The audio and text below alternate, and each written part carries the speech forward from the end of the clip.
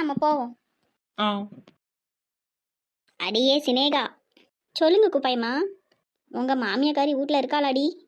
வீட்டில் தான் இருக்காவ. ஏன் என்ன விஷயம் குப்பாயம்மா, சொல்லுங்க. உங்க மாமியாவை பார்த்து ஒரு முக்கியமான விஷயம் பேசலாம் தாண்டி போயிட்டு இருக்கேன். அப்படியா? என் மவளுக்கு நாத்தனா ஒரு பிள்ளை இருக்கு. அதான் அவன் கொழுந்தனுக்கு சொல்லலாம்னு போறேன். என் மவ இப்பதான் ஃபோன் போட்டு பேசிட்டு இருந்தா. பேச்சு வாக்கில் சொன்னா, இந்த மாதிரி நாத்தனா இருக்கு, நம்ம ஊர்ல ஏதாவது மாப்பிள்ளை இருந்தா சொல்லுமா, நல்லா படிச்ச மாப்பிள்ளையே வேணும்னு சொன்னா. எனக்கு உடனே உன் கொழுந்த ஞாபகம் தான் வந்துச்சு பாரு. அதனால தான் சரி ஒரு எட்டு உன் மாமியார்கிட்ட பேசலான்னு போயிட்டு இருக்கேன். குப்பையம்மா, அது வந்து ஜீவாவை தானே சொல்றியே? ஆமாடி, பார்வதிக்கு ரெண்டாவது மகன் தானே. அவன் தானே இப்போ வெளியூரில் வேலை செஞ்சுட்டு இருந்துட்டு இப்போ வந்து உள்ளூரில் வேலை பார்க்கான். அவனை தான் சொல்லுதேன். குப்பாயம்மா, ஜீவாவுக்கு இப்போ வர்ற வெள்ளிக்கிழமை தான் பொண்ணு பார்க்க போகிறோம். அப்படியா? யாருடி பொண்ணு? அம்மா லதா இருக்கால. யாரு? நம்ம மஞ்ச மண்டச்சி தானே. அவங்க சொந்தக்கார பிள்ளை. ஏண்டி, உங்களுக்கு கொஞ்சமாவது கூறு இருக்கா? ஓ மாமியாவுக்கு என்ன புத்தியா கெட்டு போச்சு? அவ குடும்பத்தில் போய் பொண்ணு எடுக்கிறிய? அறுத்த கைக்கு சுண்ணாம்பு வைக்க மாட்டாளுவ. அவளுங்க வீட்டுலாம் வாயை கொடுத்து ஜெயிக்க முடியாது பார்த்துக்க. அதுக்கு பேசாம நான் சொன்ன பொண்ணை பாருங்கடி. இரு, நான் போய் பார்வதி கிட்ட பேசுறேன். சின்ன பொண்ணு இப்ப என்ன பண்றது? எல்லாம் கேட்டுட்டு தான் இருக்கேன். ஜீவாவுக்கு பெரிய டிமாண்ட் இருக்கும் போலயே. ஊருக்குள்ள அவாவ பொண்ணு தேடிட்டு தெரியறா ஜீவாவுக்கு. சின்ன பொண்ணு, நான் என்ன சொல்லிட்டு இருக்கேன், நீ என்ன சொல்லிட்டு இருக்க? ஏற்கனவே அந்த கல்யாணத்தை எப்படி நிறுத்ததுன்னு யோசிச்சுட்டு இருக்கோம். இப்போ இது நடுவில் இது வேறையா? இந்த கிளவியை நான் பாத்துக்கிறேன். இதுக்கு மேல நம்ம வெயிட் பண்ணக்கூடாது.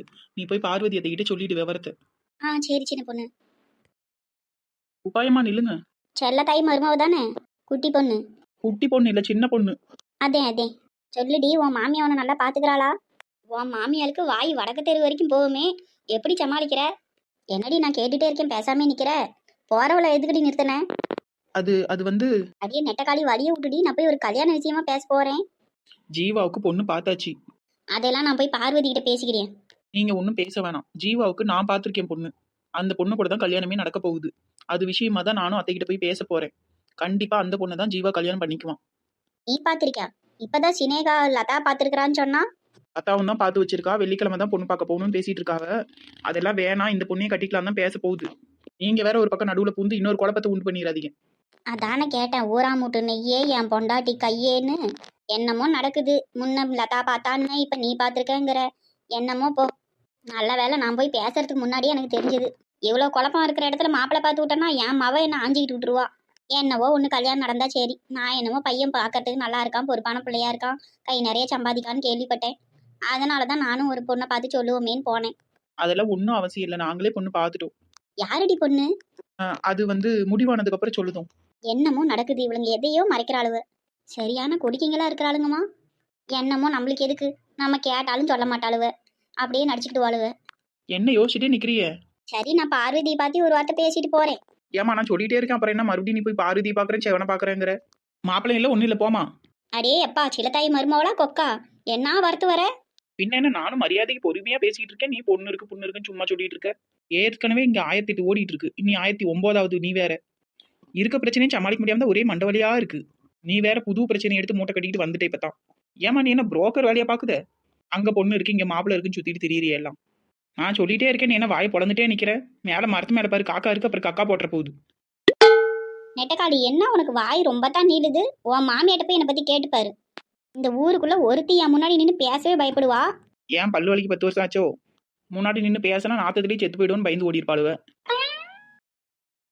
ஆத்தாடி ஆத்தி, இது என்ன ஊர்வாய் உலகவாயா இருக்குல்ல இவளுக்கு? என்கிட்டலாம் இந்த வாய் வச்சுக்கிட்டே சிண்டை அறுத்து விட்டுருவோம் பாத்துக்கு. இங்க யாரும் சிண்டெல்லாம் போட்டுட்டு தெரியல. நானே ஃப்ரீயா விட்டுட்டு இருக்கிறேன். போவாமா வேலையை பார்த்துக்கிட்டு. இந்த கிளவி இப்படிலாம் சொன்னா போவாது, வேற மாதிரி தான் சொல்லணும். குப்பாயம்மா, நான் பேசினதெல்லாம் எதுவும் சீரியஸா எடுத்துக்காது. என்ன, நான் சும்மா விளையாட்டுக்கு பேசிட்டு இருந்தேன். ஜீவாவுக்கு உண்மையிலேயே பொண்ணு முடிவாயிட்டு நான் பேசி முடிச்சுட்டு கண்டிப்பா உங்ககிட்ட வந்து சொல்லுதேன். என்ன, இந்த லதாவும் ஜக்கமாவும் இப்பதான் இந்த பக்கமா போனாவ. யார் வீட்லயே என்னமோ பிரச்சனைன்னு சொல்லிட்டு போனாவ. போய் அது என்னன்னு பாருங்க போங்க. அப்படியே எந்த பக்கம் அடி போனாலுவ? யார் வீட்டுல பிரச்சனையா? பேர் எதுவும் சொல்லி பேசிட்டாளுவலா? பேர் ஏதோ சொல்லிட்டு தான் இருந்தாலுவே எனக்கு சரியா கேட்கல பாத்துக்கோங்க. நீங்க போங்க, வடக்கால தான் போனாலும் சீக்கிரமா போனீங்கன்னா சண்டையை நேர்லயே பார்க்கலாம். கிளவி கண்ணை மூடி கண்ணை துறக்கத்துக்குள்ள ஓடிட்டு. ஜீவா கிட்ட வேற ஒரு வார்த்தை சொல்லாம கூட ஸ்னேகா கிட்டையும் சொல்லியாச்சு, அவங்க அம்மா கிட்டையும் பேச சொல்லியாச்சு. அவங்ககிட்டயும் ஒரு போனை போட்டு சொல்லிடணும். பிரச்சனை போக போக சீரியஸ் ஆகிட்டே போயிட்டு இருக்கு. சீக்கிரமா இதுக்கு ஒரு முடிவு பண்ணணும்.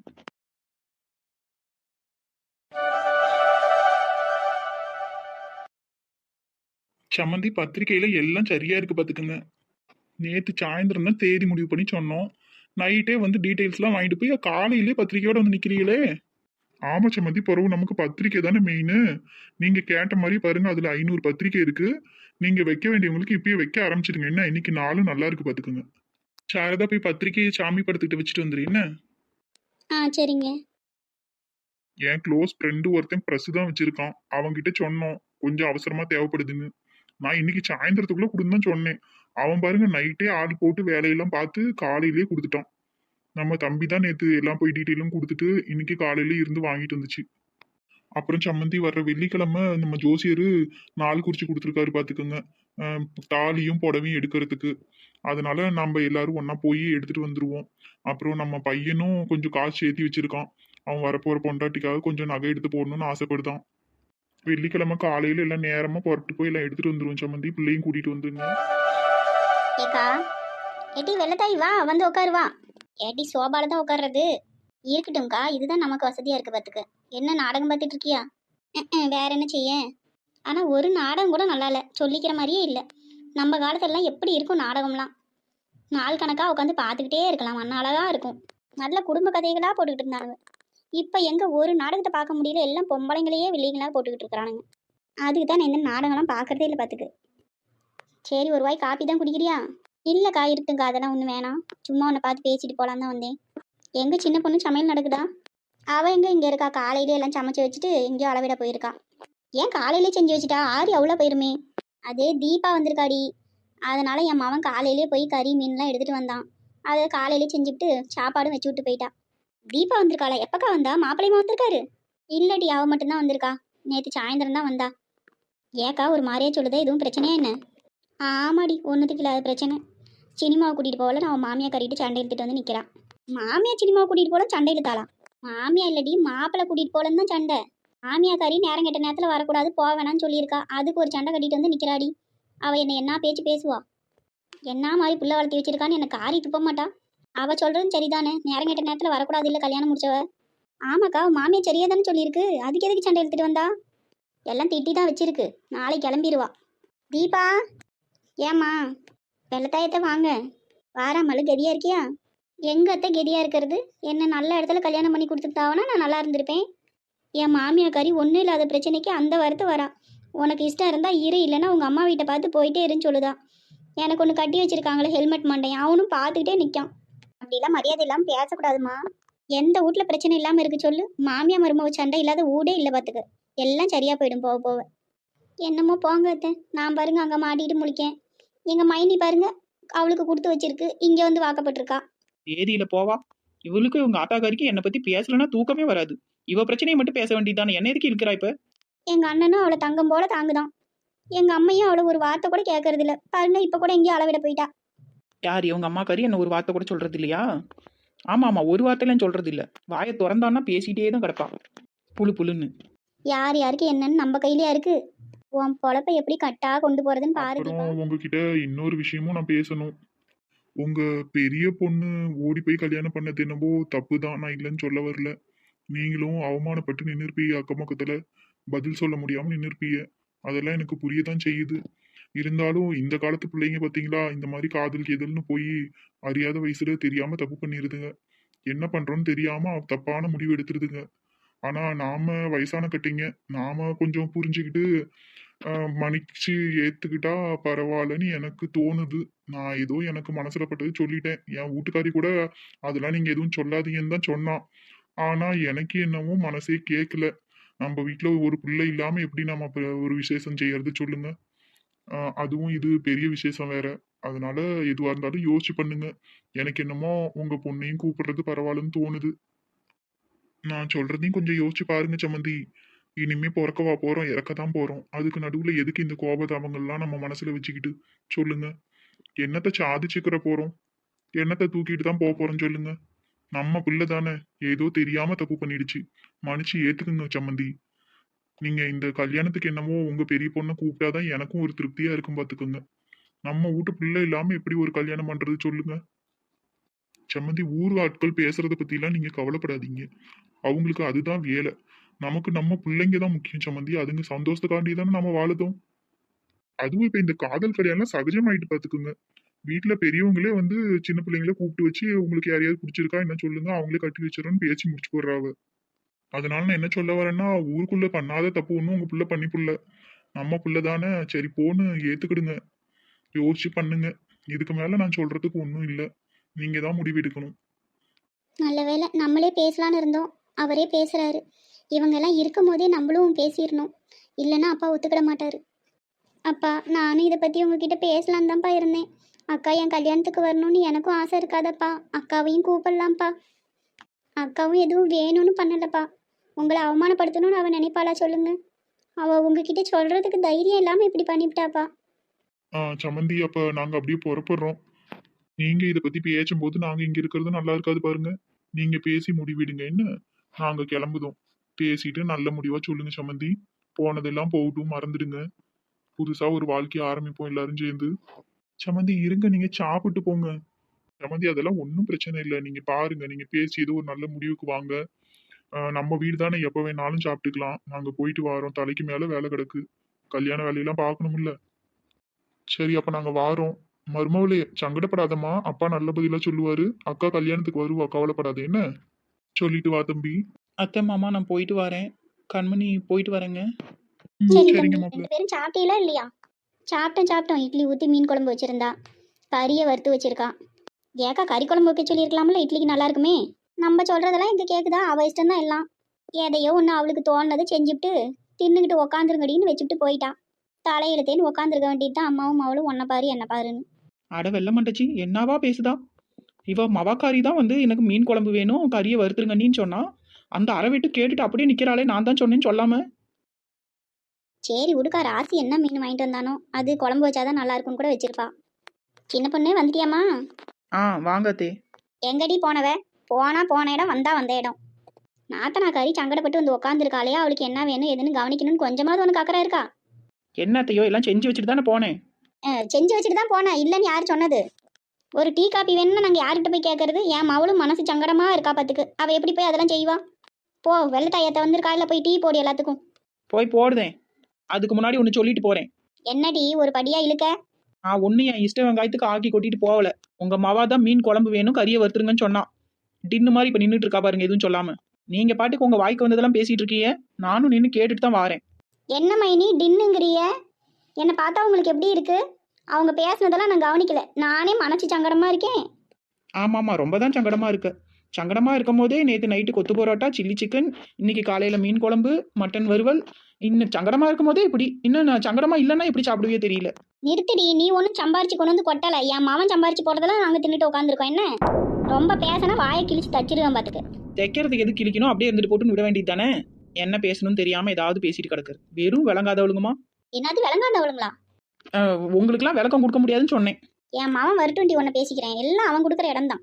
நீங்க என்னத்தையே கணச்சிட்டு போங்க. நான் போய் வெள்ளத்தாயத்தைக்கோசம் டீ போடுறேன். அடியே நெடுமரம் நில்லுடி, எல்லாத்துக்கும் டீ போடுடி. எல்லாத்துக்கும் தான் போடுறேன். அண்ணி வா ஜீவா. ஜீவா வா மக்களே. ஜீவா பேசிட்டு நான் டீ போட்டு எடுத்துட்டு வரேன். சரிங்க அண்ணி. என்னப்பா எதுவுமே சொல்லாம இருக்கீங்க? ஏதாவது சொல்லுங்கப்பா. அக்காவையும் கூப்பிடலாம்ப்பா.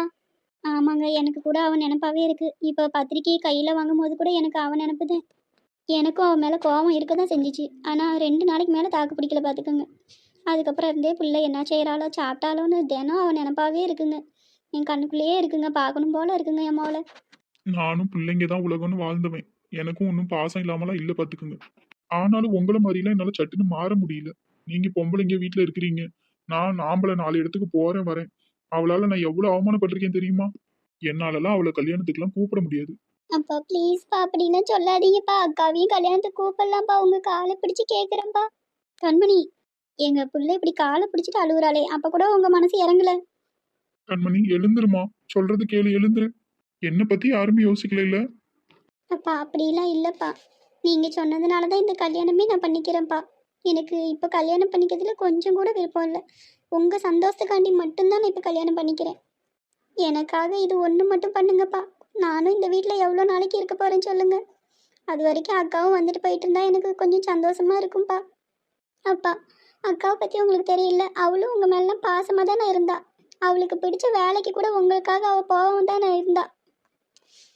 எனக்காக கொஞ்சம் யோசிச்சு பாருங்கப்பா. அவள் பண்ணது தப்பு தான், நான் இல்லைன்னு சொல்ல வரல. நீங்கள் மன்னிச்சிடுங்கப்பா. ஏங்க, அவள் தான் ஏதோ புத்தி கெட்டத்தனமாக பண்ணிவிட்டு போயிட்டா. ஆனால் என்ன இருந்தாலும் நம்ம பிள்ளை தானேங்க. நம்ம கொஞ்சம் விட்டு கொடுத்தா போகலாங்க. அவளுக்காக இல்லைனாலும் இவளுக்காக பாருங்க.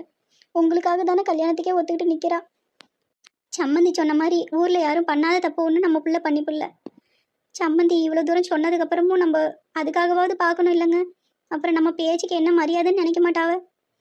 கொஞ்சம் யோசிச்சு பாருங்க. அவள் இருக்கும் போதெல்லாம் நம்ம வீடு எவ்வளோ கலகலன்னு இருந்தது. ஏதாவது ஒன்று ஏட்டிக்கு போட்டியாக பேசிட்டு கிடப்பா. அவள் போனதுலேருந்தே இந்த வீடு வீடாகவே இல்லைங்க. நீங்க எவ்வளவு சொன்னாலும் என் மனசு என்னமோ ஏத்துக்கிற மாட்டேங்குது. இருந்தாலும் நான் கொஞ்சம் யோசிச்சு பார்க்குறேன். எனக்கு கொஞ்சம் டைம் கொடுங்க, நான் யோசிச்சு சொல்லுதேன். 2 பேரும் அழுவாம போய் ஏதாவது டீ காபி போட்டு குடிங்க போங்க. எனக்கு கொஞ்சம் வெளியே வேலை இருக்கு, நான் போயிட்டு வரேன். அழாதீங்கம்மா, சொல்றேன்ல. சாரதா போ, சொல்றேன்ல. போய் டீ காபி ஏதாவது போட்டு 2 பேரும் குடிங்க, நான் போயிட்டு வரேன். பெரியம்மா சாரி, வர சொல்லியிருந்தீங்க, என்னால் வர முடியாமல் போயிட்டு இன்னைக்கு தான் வர முடிஞ்சது. பரவாயில்ல சாமி, அதனால என்ன? கெதியா இருக்கியா? வேலையெல்லாம் நல்லா போயிட்டு இருக்கா? பெரியம்மா.